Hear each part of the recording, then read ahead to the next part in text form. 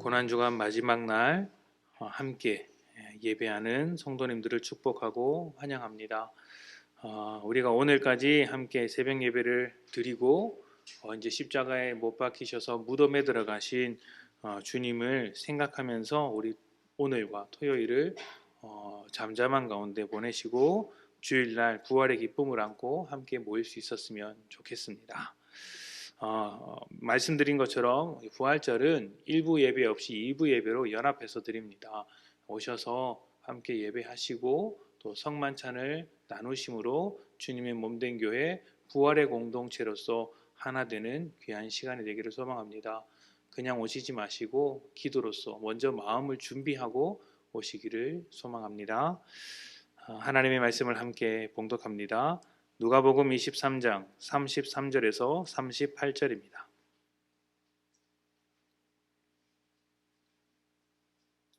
누가복음 23장 33절에서 38절까지의 말씀 봉독합니다.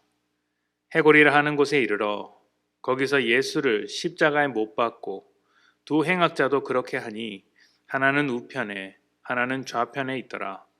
이에 예수께서 이르시되 아버지 저들을 사하여 주옵소서 자기들이 하는 것을 알지 못함이니이다 하시더라. 그들이 그의 옷을 나누어 제비 뽑을새 백성은 서서 구경하는데 관리들은 비웃어 이르되 저가 남을 구원하였으니 만일 하나님이 택하신 자 그리스도이면 자신도 구원할지어다 하고 군인들도 희롱하면서 나와 신 포도를 주며 이르되 내가 만일 유대인의 왕이면 내가 너를 구원하라 하더라. 그의 위에 이는 유대인의 왕이라 쓴 패가 있더라. 아멘. 대제사장과 빌라도와 대중들로부터 버림받으신 예수님은 십자가를 지고 해골이라 불리는 죽음의 언덕 골고다로 올라가셨습니다.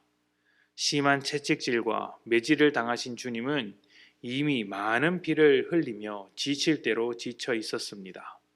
그 몸을 이끌고 십자가를 지는 것은 불가능했기에 구레네 사람 시몬에게 억지로 십자가를 짊어지게 했습니다. 뿐만 아니라 예수님의 뒤로 수많은 사람들이 따라왔습니다. 그 속에는 예수님께 돌을 던지며 조롱하는 사람도 있었고 또 한편으로 예수님의 죽으심을 안타까워하며 슬퍼하던 여인들도 있었습니다. 굉장히 혼란스러운 상황에서 예수님은 어떤 말도 없으신 채 그저 자신의 십자가를 묵묵히 지고 걸어가셨습니다. 언덕에 도착하자 로마 군인들은 예수님의 손목과 발목에 못을 박았습니다. 그리고 예수님의 몸에 줄을 엮고 나무에 매달았습니다. 십자가에 달리신 것이죠. 가시 면류관을 쓰신 머리 위로는 유대인의 왕이라는 나무 팻말이 걸려 있었습니다. 십자가는 예수님의 육신에 극심한 고통을 주었습니다. 뿐만 아니라 그 밑에서 내뱉는 사람들의 조롱은 예수님의 마음을 갈갈이 찢어 놓았습니다. 무엇보다 하나님으로부터 버림받았다는 예수님은 깊은 절망의 상태로 놓여 있었습니다. 하나님 나의 아버지여 어찌하여 나를 버리시나이까. 어떻게 보면 굉장히 억울한 상황이죠. 죄가 없다고 밝혀진 상황에서 죄인들의 모함으로 죽음을 맞이하게 되었습니다. 사람들의 죄 때문에 대신 죽어야 한다는 사실이 너무 억울합니다.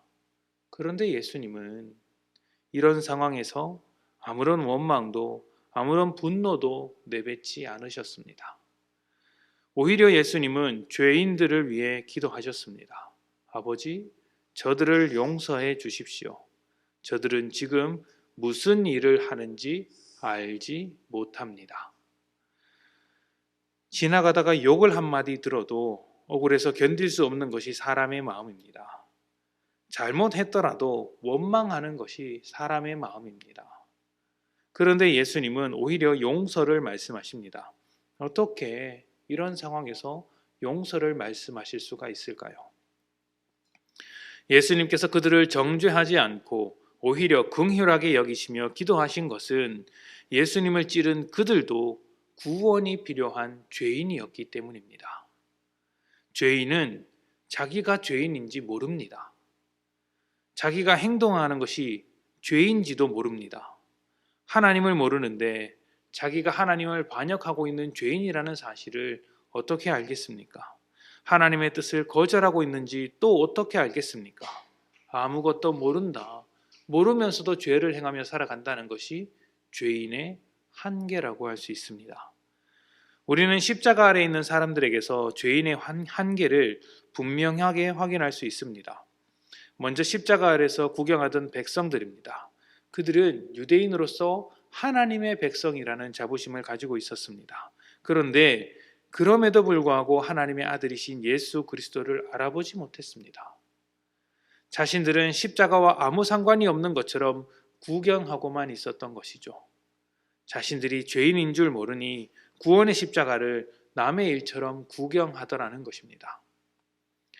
곁에 있던 제사장과 관리들은 예수님을 보며 네가 정말 그리스도이면 십자가에서 내려오라.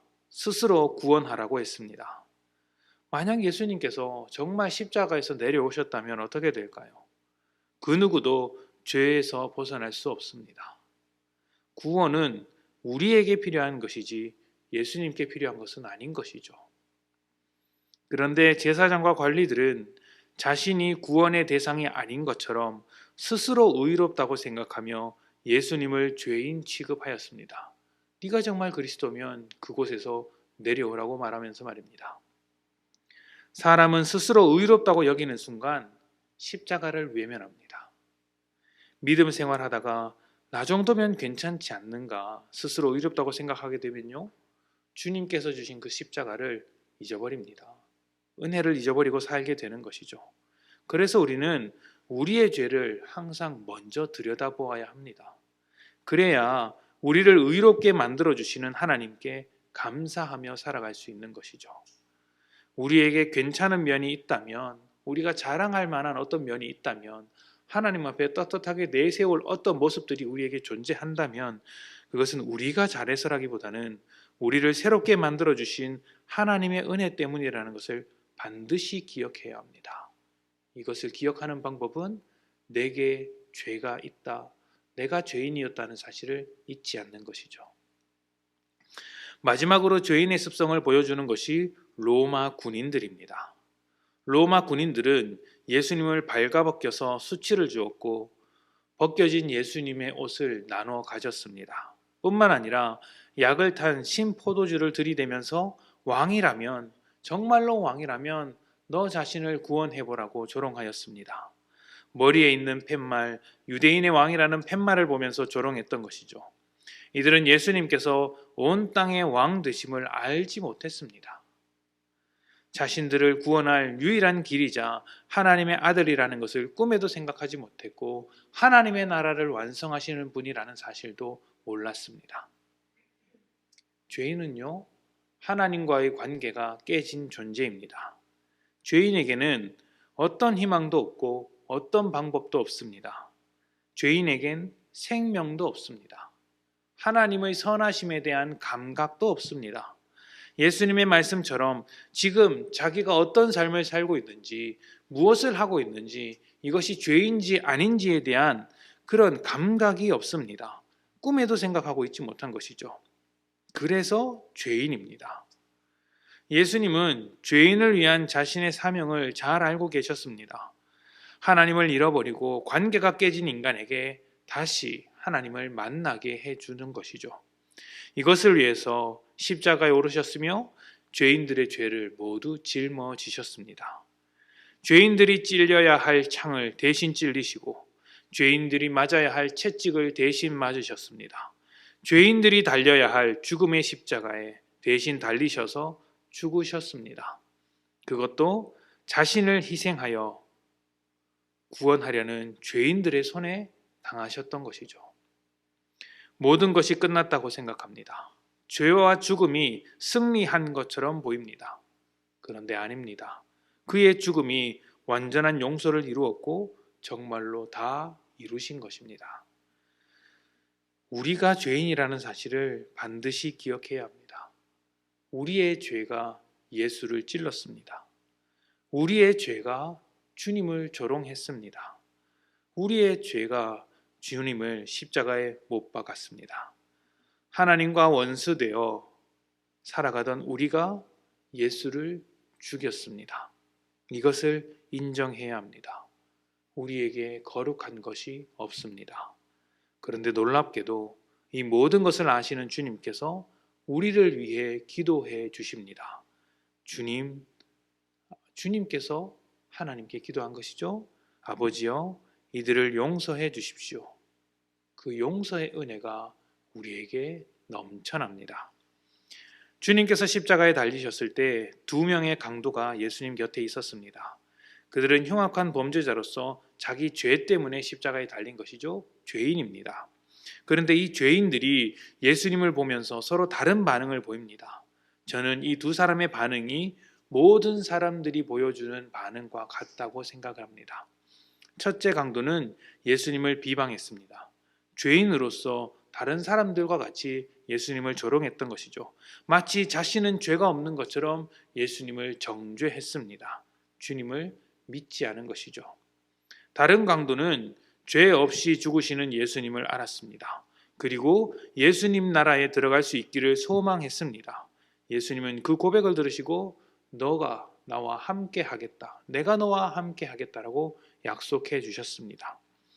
우리가 해야 할 고백은 두 번째 강도와 같습니다. 죄 없으신 주님께서 나를 위해 죽으셨음을 믿고 구원을 받아 하나님 나라에 들어갈 것을 소망해야 하는 것이죠. 이미 우리는 그런 고백을 했습니다. 했기 때문에 이 자리에 모여서 함께 기도하는 것 아니겠습니까? 우리는 모두 주님을 나의 주인이자 구원자로 고백합니다. 그렇다면 주님께서 지금 우리와 함께하고 계심을 잊어서는 안 됩니다.